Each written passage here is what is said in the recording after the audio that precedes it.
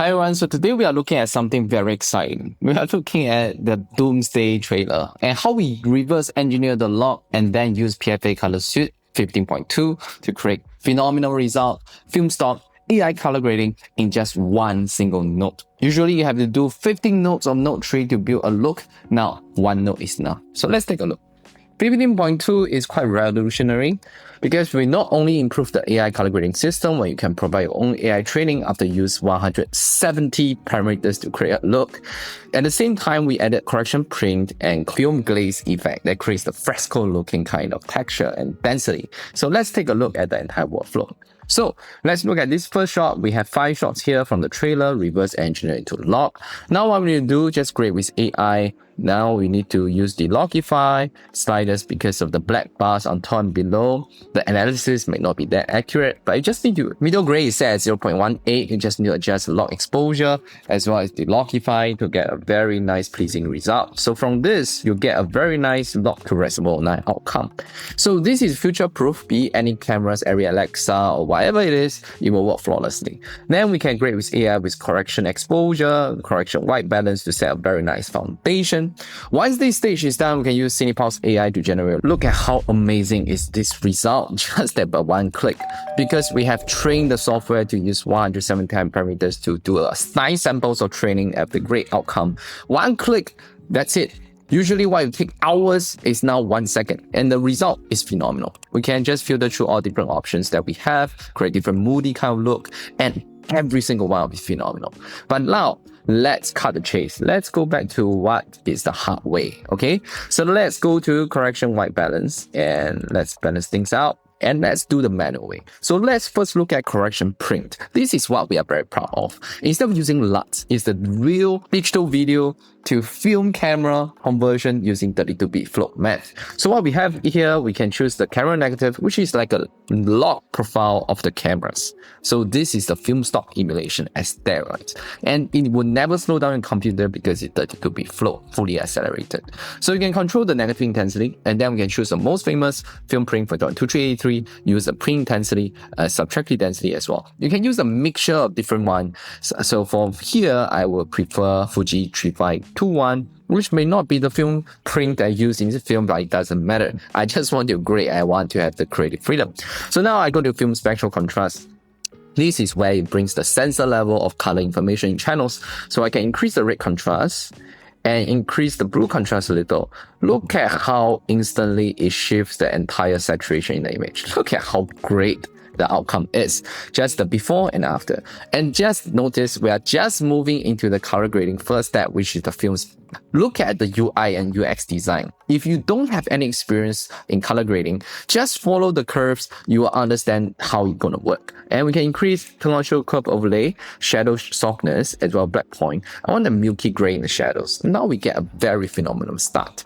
Then we can use film split tone. In this case, film split tone you use to split how you want the shadow colors to be. For example, split the shadow, you can rotate it to different cyan color. Look at that fine level of control. But in this case, I don't really want to use split toning, so I can skip this step.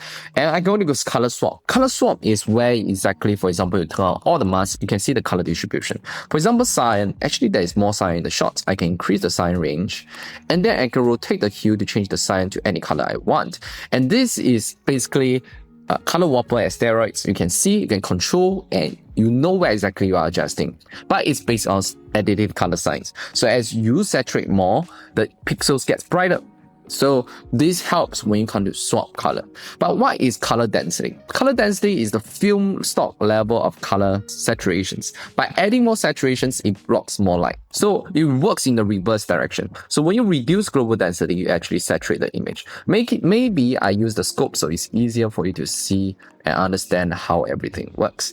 So once you're done, look at what happens. When you increase the saturation, it's actually lowering the luminance of the channels. This is film stock emulation. More colors blocks more light. And this engine is so powerful for you to create the most organic film look. Look at just that one single tweak and adjustment. How much saturation and organic color do we get into the shots? This is phenomenal. I'm not kidding. And of course, you have every single parameters, exactly the mask system for you to achieve any look you want. Now, you can correct your skin using the color scheme. Turn on the mask, make sure your skin is covered by the mask. And you can adjust the skin hue, make sure 99% is covered by orange. Next, that means you know your skin is along the skin tone line. Next is how fair and how dense do you want the skin to be. I find this is a perfect skin tone. So you see all this workflow and UI UX is designed to replace 20 to 30 nodes of workflow in just one tap. And you can save it as AI training and can call in one click. You know, this is so groundbreaking. Next, the film glaze. This is what we're really proud of. So, you know, we always have the wetness and the fresco looking when you are using a very nice cinematic lens and you're using a very nice color science with Arri Alexa. How do you recreate it with film glaze? You just need to increase the wetness volume.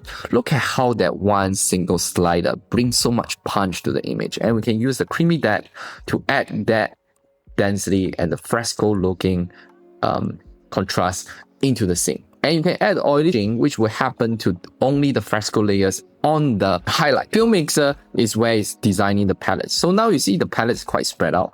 But I can use teal and pink to massage all of them with the teal and pink palette, or I can massage all of them with the teal and orange palette. Just one single slider I'm able to tweak. And at the same time, I can customize it. Look at the red opposite cyan. If my intention is to add more cyan, I just need to reduce red. So I reduce a little bit of red. I'm remixing more cyan to the shot. Look at how gorgeously, beautifully this is executed and done. Just with this, I haven't talked about separation and print. It's already great enough. Okay, now let's see how well it works across shot. When we control Command C, the biggest problem when you are using LUTs or all this, that is non-32-bit flow. It always doesn't work across shots. So look at what happened here when you use copy. Just look at how amazing the outcome is.